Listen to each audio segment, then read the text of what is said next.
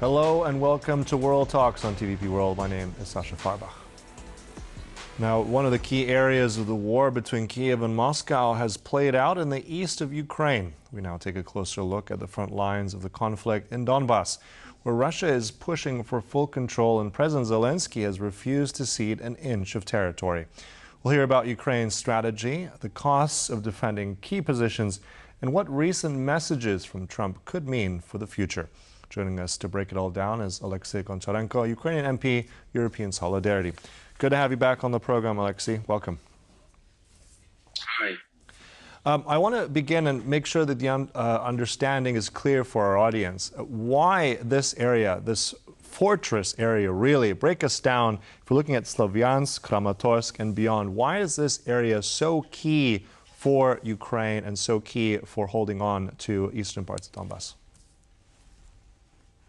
Yeah, hi, and why it's so important for Putin? Yeah, a very good question, because the war started there in Donbas 11 years ago, even more. Yeah, so for 11 years, Russia can't occupy the whole Donbas, the whole Donetsk region. Why?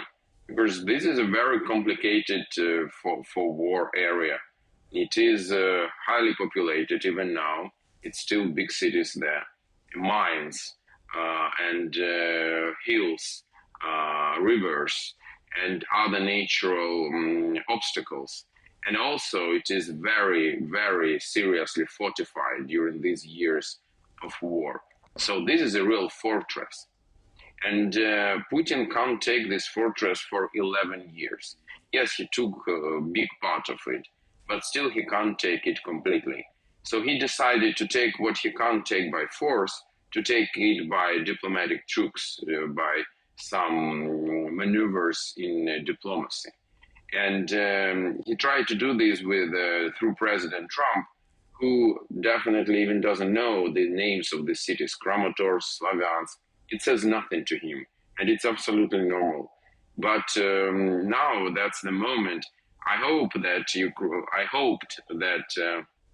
European leaders and Zelenskyy explained on Wednesday, last Wednesday to this Wednesday, on this week before meeting with Putin, before Alaska summit, explained to Trump that this could be a trap.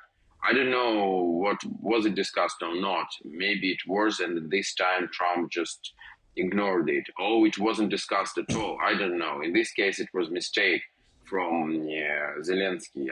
I don't know, but now it's time to explain to President Trump during meeting tomorrow why Donbas is so important and why Ukraine just can't give it as a gift to Putin, and that will be important. And to make it more effective and to avoid repetition of what had happened in February in Oval Office, this catastrophic meeting between Trump and Zelenskyy, I think it would be a great idea if Zelenskyy would be accompanied there by European leaders. Yeah, on that note, in fact, that's actually what we've just also been reporting on. We have information that the President of Finland will be accompanying President Zelenskyy there. He'll be very likely in some form or fashion, not even in the White House with him or before, possibly next to him. So, and we know that Finland is very much a staunch ally of Ukraine, also now a NATO member as well. So I think that's going to add some real ammunition, if we can put it that way, to this whole discussion. Speaking of ammunition, I want to hit the point here further. I'm sorry for interrupting you, but I just we need not ammunition at this meeting, but we need somebody who can soften these communication between Trump and Zelenskyy, because we see that it's quite explosive. We saw already, and we shouldn't give a chance for this to happen again. And I think President Stubb from Finland is a great idea, but also I hope there will be others, because President Stubb, like, for example, President Macron, like Prime Minister Starmer, they have good relationships with Trump, personal relationships, and that can help with the chemistry, because it's very important. When we're speaking about Trump, it's very important to respect his ego and to deal with him in the right way.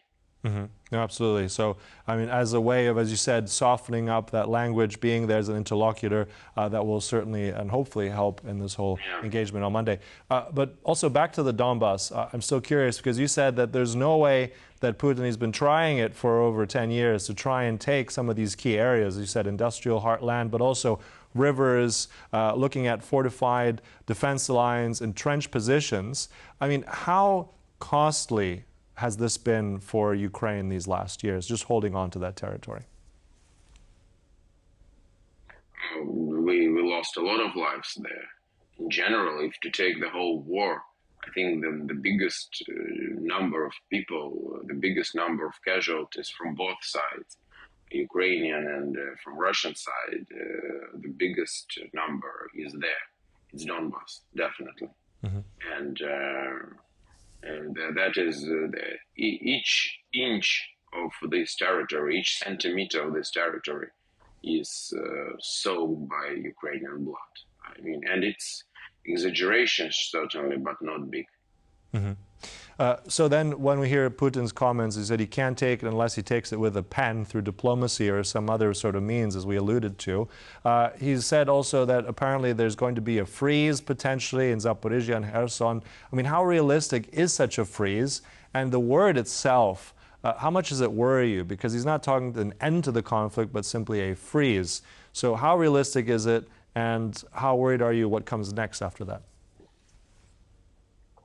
The only realistic end of this for the moment is freezing of this war, because there is no complete way out. Ukraine will never recognize occupied territories to be Russian. Russia is not going to leave these territories. So the only thing we can hope now on and we can achieve, and we will be there in any way, the question is when. Tomorrow, in 1 month, or in 1 year. But we're speaking about freezing of the conflict. It's the most probable scenario.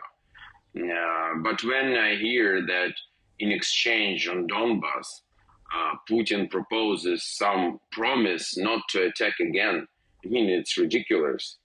Who in the world still believes in Russian promises? Show me these crazy people.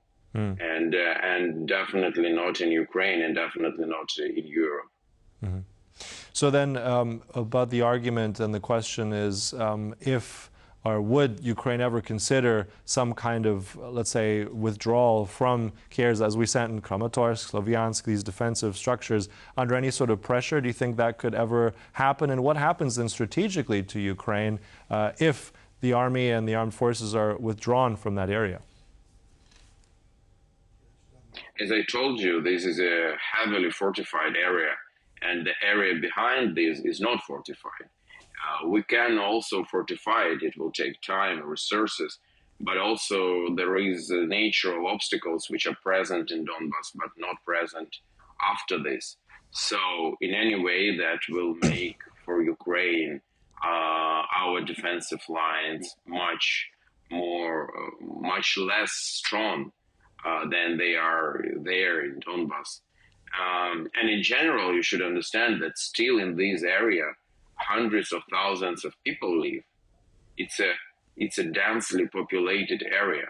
When Russia is saying we can leave these small pieces of Sumy and Kharkiv regions, which they control for the moment, you need to understand that these regions this is a desert.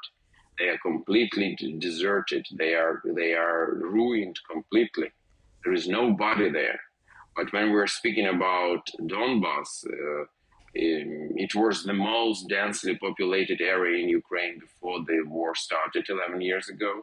But even now, we're speaking about several hundreds of thousands of people who live there. So just imagine this humanitarian catastrophe, just what Putin wants, that Ukraine just live in this area.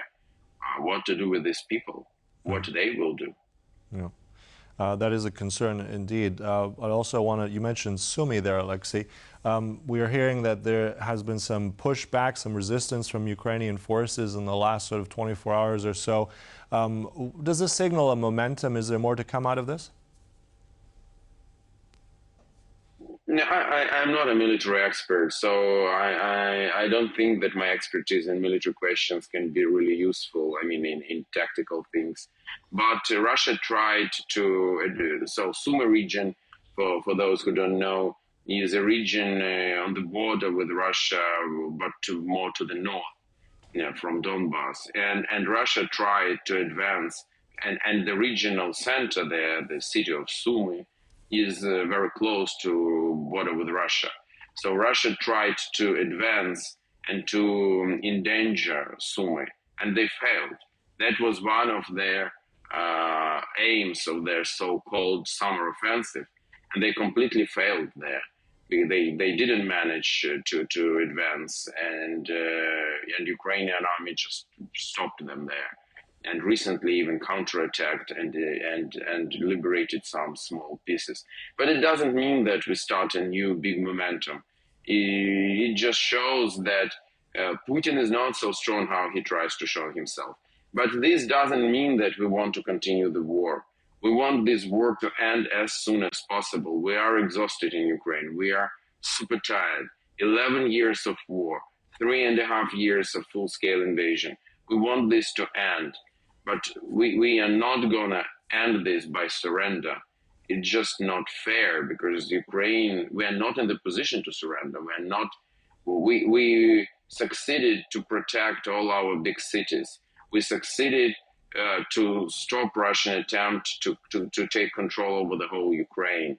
We succeeded to destroy a big part of Russian Black Sea Fleet, and now Russian Black Sea Fleet is cornered in the Novorossiysk area, and they lost their strategic position in Black Sea. So we have a lot of successes in this war, but so just to end it by surrender, how Putin wants, is just not fair, and it's something which is unacceptable for Ukraine. Mm-hmm. And I think also there will come, though, that inherently that challenge. I mean, right now, we know that there's support on this coalition of the willing. They'll be chatting as well via video just today. But at the same time, how do you perceive it? I mean, you've been also talking to various foreign delegations. You've yourself been at various NATO summits as well.